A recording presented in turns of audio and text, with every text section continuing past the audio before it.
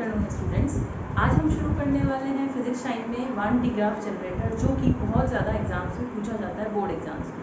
वान D graph generator से related हम कौन कौन सी इंफॉर्मेशन देखने वाले हैं, वो है सबसे पहले क्या इसकी वर्किंग है, ठीक है, क्या काम ये करता है। दूसरा है कि इसकी थ्योरी क्या है, कि ये किस प्रिंसिपल पे वर्क करता है, क्या सिद्धांत है इसका। तीसरा, इसकी क्या कंस्ट्रक्शन है, क्या संरचना है। चौथा, कि इसका वर्किंग मेथड क्या है, ये कैसे वर्क करता है, और इसका डायग्राम। ओके, तो सबसे पहले हम लेते हैं कि ये काम क्या करता है। सबसे पहला हमारा टॉपिक है कि ये क्या वर्क करता है। तो इसका काम क्या होता है, जनरेटर मतलब क्या करता है, हमेशा हाई एनर्जी जनरेट करता है। जैसे हम लोग भी यूज़ करते हैं जनरेटर, तो क्या जनरेट करने से, इलेक्ट्रिसिटी जनरेट करने के लिए ना। तो ये वाला जनरेटर जो होता है हाई पोटेंशियल, मतलब उच्च विभवांतर को बनाने के लिए या उत्पन्न करने के लिए या जनरेट करने के लिए हम यूज करते हैं जनरेटर, ठीक है। अब इसका नाम वान डी ग्राफ जनरेटर क्यों पड़ा, क्योंकि इसको जो इनोवेशन जो किया था, इसकी जो खोज जिसने की थी, उनका नाम था वान डी ग्राफ, तो उनके नाम से इसका नाम पड़ गया वान डी ग्राफ जनरेटर। ओके, अब जो ये जनरेटर है वो 1931 में बनाया गया, ओके, और उनके नाम से इसका नाम हो गया वान डी ग्राफ जनरेटर। अब इसका काम क्या है, हाई पोटेंशियल या फिर उच्च विभवांतर उत्पन्न करता है। और फिर इस हाई पोटेंशियल को कैसे कैसे यूज कर सकते हैं, कि जो हमारे इलेक्ट्रॉन्स हैं और जो प्रोटॉन्स हैं, जो एनर्जी आएगी, जो पोटेंशियल आएगा, उसे इलेक्ट्रॉन्स और प्रोटॉन्स को देके उनको इतना ज़्यादा एक्सेलरेट कर दिया जाता है कि वो बहुत तेज चलने लग जाते हैं, है ना। एक्सेलरेट करने मतलब तेज चलने वाला। तो इसका मतलब हुआ, इसकी जो हाई एनर्जी जनरेट होती है वो यूज आती है इलेक्ट्रॉन और प्रोटॉन को एक्सीलरेट करने के लिए। एक्सीलरेट करने मतलब जनरली त्वरित करना, है ना, उसको त्वरित करने के काम में आता है, ठीक है। और त्वरित करके क्या करते हैं, इसकी बीम, जैसे कोई लाइन चलती है उस तरीके से ये इलेक्ट्रॉन प्रोटॉन एक लाइन में अपनी बीम इसकी चलती है। तो ये कार्य, ये वर्क किसका है, वान डी ग्राफ जनरेटर का, कि हाई पोटेंशियल या उच्च विभवांतर उत्पन्न करता है। इसके बाद सेकंड है कि इसका सिद्धांत क्या है, ये किस सिद्धांत पर कार्य करता है। ओके, तो इसका सिद्धांत के लिए हम देखते हैं।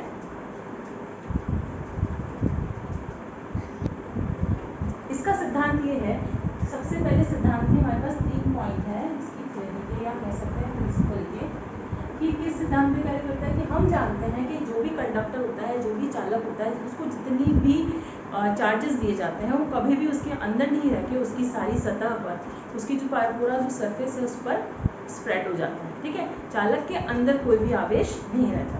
तो पहला चीज इसके लिए हम क्या लिखेंगे, कि जो भी कंडक्टर है, चालक है, चालक पर आवेश उसकी सतह पर, ठीक है, उसकी सरफेस पर उपस्थित होता है। इसका मतलब क्या हुआ, कि जैसे कोई भी कंडक्टर है, चालक है, उसको जितना भी हमने आवेश दिया वो कहाँ होगा, इसके सरफेस। अगर हमने इसको पॉजिटिवली चार्ज किया है ना, धन आवेश दिया है, तो कि सारा की सारा चार्ज कहाँ होगा, इसकी सतह पर उपस्थित होगा। दूसरी चीज क्या है, कि अगर कोई कंडक्टर है या कोई भी चालक है, तो अगर उसके सिरे कैसे हैं, तीखे हैं, है ना, शार्प एजेस है उसकी, तो वहाँ पर ज़्यादा जो चार्ज होता है वो स्टोर होता है, ठीक है। अब जैसे जैसे इसकी सतह इस तरीके से है, तो यहाँ पर चार्ज कैसा होगा, है ना, चार्ज मतलब आवेश, यहाँ पर आवेश कैसा होगा, अधिक होगा, है ना। और अगर कोई चीज़ ज़्यादा हाई इंटेंसिटी जो चार्ज है, जहाँ पे चार्जेस ज़्यादा है, इसका मतलब इसके चारों तरफ ये कैसा विद्युत क्षेत्र उत्पन्न करेगा, बहुत ज़्यादा उत्पन्न करेगा। तो इसकी इंटेंसिटी यहाँ ज़्यादा होगी। इंटेंसिटी मतलब जो विद्युत क्षेत्र है उसकी तीव्रता जो होगी वो कहाँ ज़्यादा होगी, इलेक्ट्रिक फील्ड इंटेंसिटी, वो इसके चारों तरफ ज़्यादा होगी, क्योंकि यहाँ पे शार्प एजेस है। और इसके कारण इसके पास आसपास की जितनी भी एयर है होगी या जो भी वायु होगी, वो कैसी हो जाएगी, आयोनाइज हो जाएगी, है ना। तो आसपास की वायु आयनित हो जाएगी।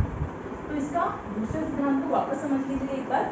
इसमें यह है कि जो भी शार्प एजेस होते हैं, जो भी तीखी चीजें होती हैं, उनके सिरों पर जो तीखापन जहाँ होता है वहाँ पर आवेश का मान या वहाँ चार्जेस जो होते हैं वो ज़्यादा होते हैं। ज़्यादा होने से वो अपने चारों तरफ कैसा फील्ड बना देते हैं, जैसे ये है तो इसके चारों तरफ कैसा फील्ड बना देंगे, जहाँ पे इलेक्ट्रिक फील्ड की इंटेंसिटी ज़्यादा है, और जहाँ इंटेंसिटी ज़्यादा होगी वहाँ क्या होगा, वो अपनी आसपास की जो भी एयर होगी उसको क्या कर देंगे, आयनाइज कर देंगे। जितने भी एयर में जो पार्टिकल्स हैं उनको क्या कर देंगे, आयनित कर देंगे। ठीक है, तो ये दूसरी चीज़ हमने इसको इसमें यूज़ लेनी है। और तीसरी चीज़ ये यूज़ लेनी है कि हमारे पास अगर दो कंडक्टर्स हैं, दो चालक हैं, एक बड़ा चालक है और उसके अंदर ही हमने एक छोटा चालक रखा हुआ है, तो उस कंडीशन में क्या होगा, ये सेकंड पॉइंट था इसका। थर्ड पॉइंट है कि जैसे ये आवेश बना हुआ है, ठीक है, चालक बना हुआ है सॉरी, और इसके अंदर एक और रखा हुआ है, ठीक है, और ये भी चालक है, इसकी भी सतह पर आ जाएगा। ठीक है, तो ये दो स्फीयर्स है ना, दो अलग अलग गोले हैं, इसकी रेडियस r है और इसकी रेडियस कैपिटल R है, इसका चार्ज q है और इसका चार्ज स्मॉल q है ना। तो उस कंडीशन में क्या होगा कि अगर हम टोटल पोटेंशियल निकालें, है ना, टोटल विभवांतर निकालें कि पहले वाले गोले पर कितना था और दूसरे वाले गोले पर कितना था, तो जो हम बड़े वाले गोले की बात करते हैं, है ना, तो बड़े गोले पर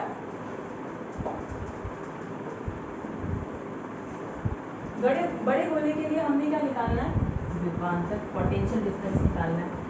तो बड़े गोले के लिए विभवांतर कितना हो जाएगा, एक तो खुद का विभवांतर, विभवांतर का फॉर्मूला क्या होता है, AQ/R, है ना, पोटेंशियल का फॉर्मूला क्या होता है, AQ/R। तो उसके लिए V1 की वैल्यू क्या हो जाएगी, खुद के कारण AQ/R, और जो छोटा गोला जो अंदर रखा हुआ है उसके कारण कितना पोटेंशियल होगा उसकी वैल्यू। ठीक है, देख सकते हैं,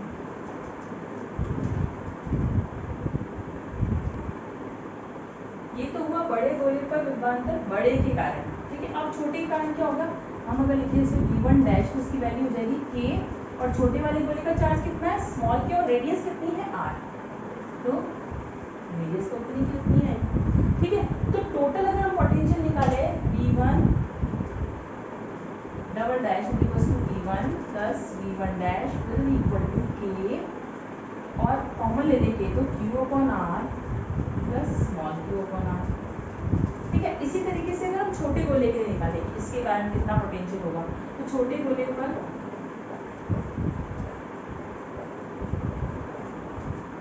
विभव,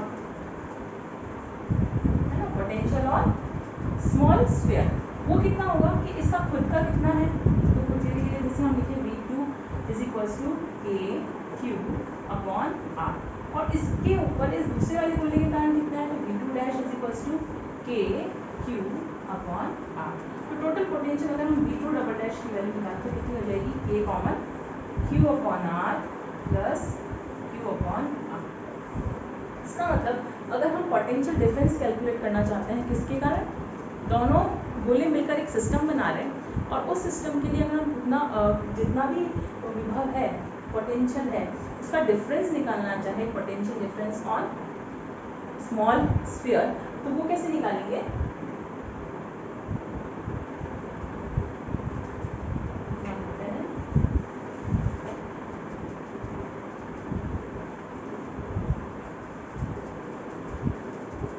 V double dash 2 minus V1 double dash, तो अगर हम इसमें से इसको माइनस करेंगे तो क्या बचेगा हमारे पास, इसकी वैल्यू कितनी बचेगी, देखो K है, K तो कॉमन है, और कैपिटल Q/R दोनों में कैंसिल आउट हो जाएगा, तो हमारे पास वैल्यू बचेगी K Q/R माइनस Q/कैपिटल R।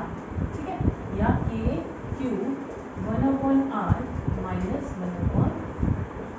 अब यहाँ से हम ये कंक्लूजन निकालते हैं कि देखो यहाँ हमें साफ पता चल रहा है कि इसकी रेडियस इस वाले की रेडियस से छोटी है, मतलब छोटे वाले गोले की जो त्रिज्या है वो बड़े वाले से कम है। इसका मतलब जो होगा इसके कारण जो पोटेंशियल जो होगा उसकी वैल्यू कितनी हो जाएगी, कम हो जाएगी। ठीक है, एक सेकंड, इसका मतलब ये हुआ कि अगर इसकी रेडियस, इसमें हमें देखिए देख ही रहे हैं कि जो छोटे वाले गोले की रेडियस है वो किससे ज़्यादा है, बड़े वाले गोले की रेडियस से छोटी है। ठीक है, तो छोटी है इसका मतलब क्या हुआ कि इसकी रेडियस कम है, इसका मतलब जो इसका पोटेंशियल होगा वो सबसे जो बड़े वाले गोले से है वो पोटेंशियल इसका ज़्यादा होगा, और जहाँ पोटेंशियल ज़्यादा होता है हमेशा पोटेंशियल किस तरफ फ्लो होता है, फ्रॉम हाई टू लो। इसका मतलब अगर हम इस छोटे वाले गोले को इस बड़े वाले गोले से इंटरकनेक्ट कर दें, है ना, तो इससे क्या होगा, इनको अगर कनेक्ट करते रहे तो हमेशा अगर, और ये पॉजिटिवली चार्ज है तो ये हमेशा अपना चार्ज कहाँ फ्लो करता रहेगा, इस बड़े वाले गोले की तरफ अपना चार्ज फ्लो करता रहेगा। यही हमारे वन डी ग्राफ जनरेटर का प्रिंसिपल है। फर्स्ट प्रिंसिपल ये है कि जो भी कंडक्टर होता है उसकी सरफेस पे चार्ज होता है। सेकंड इसका प्रिंसिपल में इंक्लूड किया था हमने कि जो शार्प एजेस जो होती है, जो तीखी जो किनारे होते हैं उस पर हमेशा पोटेंशियल की वैल्यू ज़्यादा होती है, जिससे ये अपने आसपास के एरिया को कैसा कर देते हैं, डिस्चार्ज आसपास के एरिया को कैसा कर देते हैं, आयनित कर देते हैं, और इसे हम कहते हैं, इस डिस्चार्ज को हम कहते हैं किरिट डिस्चार्ज। इसका नाम हम रखते हैं किरिट डिस्चार्ज। ठीक है, तो जब किरिट विसर्जन होता है या किरिट डिस्चार्ज जो होता है, सेकंड पॉइंट हमारा क्या था, किरिट विसर्जन का, किरिट डिस्चार्ज का, और थर्ड पॉइंट था कि जो किसी छोटे गोले को, किसी छोटे धनावेशित गोले को किसी बड़े धनावेशित गोले से जब जोड़ दिया जाता है तो उससे आवेश का प्रवाह होता है छोटे गोले से बड़े गोले की तरफ, और इसके कारण जो बड़े गोला है उसके वो अधिक से अधिक आवेशित होता जाता है। ठीक है, तो इसी के आधार पर हम अगला जो टॉपिक है इसका, इसकी कंस्ट्रक्शन कैसी होती है, इसकी बनावट कैसी होती है, उससे पढ़ते हैं। ठीक है, यह है हमारा वन डी ग्राफ जनरेटर का डायग्राम। इस डायग्राम को मैं आपको एक्सप्लेन कर देती हूँ। It's not a very good drawing, okay, but we can easily understand with it. Okay, now यहाँ पर ये हमारा एक कंडक्टर है, ठीक है, जो सर्कुलर शेप में है और उसकी जो रेडियस होती है बहुत ही कम होती है, बहुत बड़ा नहीं होता है। ठीक है, और इसके अंदर ये पुलिस पे जैसे कोई पट्टा घूमता रहता है, उसी तरीके से दो घिरनियाँ होती है जिसको लेके पट्टा घूमता जा रहा है।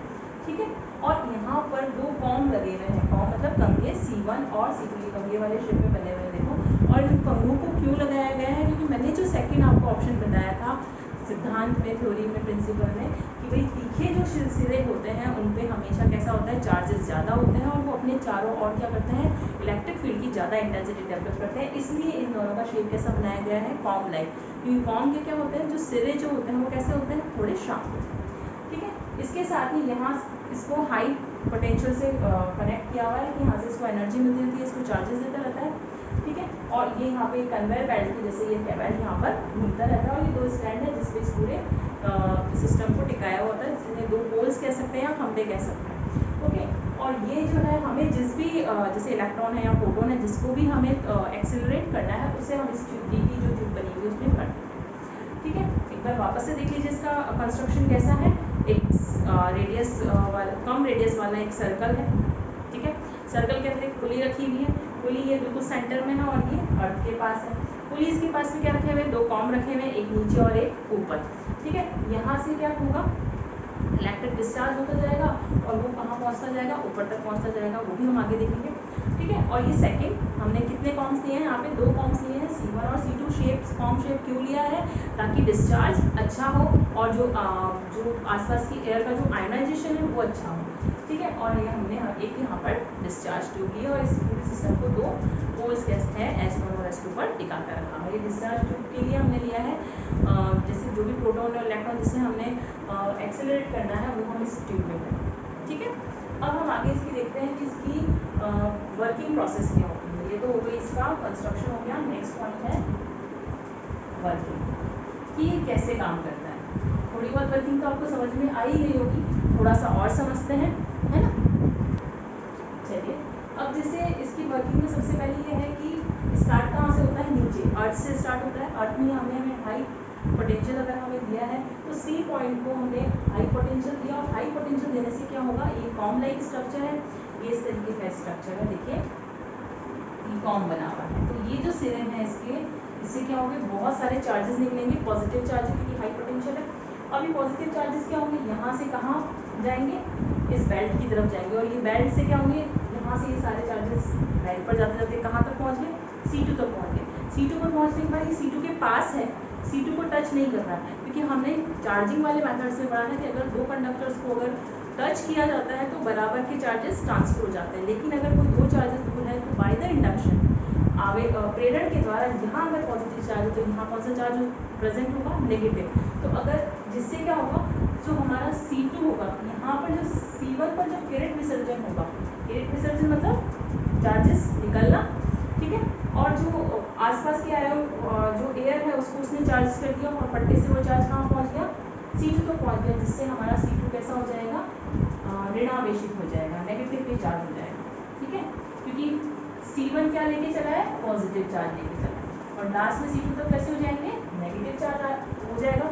क्यों होगा, बाय इंडक्शन, प्रेरण के द्वारा, ठीक है। और ये प्रेरण के द्वारा हमारा C2 अगर प्रेरण के द्वारा नेगेटिव है तो फिर से हमारा C प्रेरण के द्वारा कैसा होना चाहिए, पॉजिटिव। तो इसके द्वारा क्या होगा, वापस से C जो होगा वो कैसा हो जाएगा, पॉजिटिवली चार्ज हो जाएगा, ठीक है। अब ये तो पॉजिटिव चार्ज हो गया। अब यहाँ के बाद यहाँ P2 पर क्या होगा, P2 पर ये वापस चार्जेस यहाँ तक पहुँचने के बाद ये सारे चार्जेस वापस क्या हो जाते हैं, डिस्चार्ज हो जाते हैं, एक भी चार्ज नहीं बचता, अनावेशित हो जाता है, और अनावेशित होने के बाद वापस से भी यहाँ तक पहुँचता है, फिर से C1 इसको पॉजिटिवली चार्ज करता रहता है। तो ये प्रक्रिया एकदम से, ये प्रोसेस जो है वो चलता रहेगा, यहाँ से पॉजिटिव चार्ज आएगा, ये नेगेटिव हो जाएगा, ये फिर से पॉजिटिव हो जाएगा, और जो बाहर वाला है वो अनावेशित होकर वापस इस पर पहुँचता जाएगा, ठीक है। तो इसी के साथ साथ क्या हो रहा है, धीरे धीरे पोटेंशियल डेवलप हो रहा है। तो वो पोटेंशियल की वैल्यू कितनी होगी जो C पर डेवलप हुआ है, क्योंकि C की जो वैल्यू होती है ना, हमने पढ़ा ना संधारित्र की मतलब संधारित्र के लिए है ना, धारिता कितनी होती है, C is equal to 4 pi epsilon not R, किसकी वैल्यू थी, वो ये संधारित्र के लिए वैल्यू थी, ठीक है। तो जब C is equal to 4 pi epsilon not R है तो V इज इक्वल टू क्या होता है, Q बाय C, यही फॉर्मूला था हमारा। तो वापस हम पहले लिखेंगे तो Q upon 4 pi epsilon not R। इसका मतलब ये हुआ कि जैसे जैसे आवेश का मान बढ़ रहा है, आवेश कैसा हो रहा है, इंक्रीज हो रहा है, तो पोटेंशियल भी V का मान भी कैसा हो जाएगा, बढ़ता जाएगा। तो जब आवेश का मान बढ़ता जा रहा है, यहाँ पर हम आवेशित करते जा रहे हैं, आवेश बढ़ते जा रहे हैं, तो V का मान बढ़ता जा रहा है, और V के मान के बढ़ने से क्या होगा, बाहर की वायु में भी विसर्जन शुरू हो जाएगा और वायु भी आयनित होने लग जाएगी। लेकिन वो कब तक होगा, जब तक कि भंजन की अवस्था, ब्रेक डाउन नहीं होगा। और भंजन जो हमारी आसपास की एयर जो होती है उसकी भंजन की जो वैल्यू होती है, जो ब्रेक डाउन रीजन की जो वैल्यू होती है, उसकी वैल्यू होती है 3 × 10⁻⁶ वोल्टेज है ना। तो अब इसका मतलब ये हुआ कि हमें ये भंजन ज़्यादा नहीं करना, क्योंकि हमें तो जो हमने पोटेंशियल डेवलप किया है, जो हमने चार्जेस बढ़ाए हैं, उसे हमें उस पोटेंशियल को यूज़ करना है, उस हाई पोटेंशियल को हमें उसे खराब थोड़ा ना करना है। तो उसे रोकने के लिए हम क्या करेंगे, इस पूरे चैम्बर को हम एक स्टील चैम्बर में रख देंगे जहाँ हाई प्रेशर पे नाइट्रोजन गैस हो जाएगी, जिसके कारण जो हमारा, हम जिस चीज़ को वेस्ट नहीं करना चाहते हम उसे रीयूज़ कर सकते हैं। और यूज़ हमें कैसे करना है, हमें उस हाई पोटेंशियल को बचाए रखना है, यूज़ करना है किसमें, इलेक्ट्रॉन्स और प्रोटॉन्स को एक्सीलरेट करने के लिए। तो ये था 1D ग्राफ जनरेटर की पूरा वर्किंग प्रोसेस, ओके।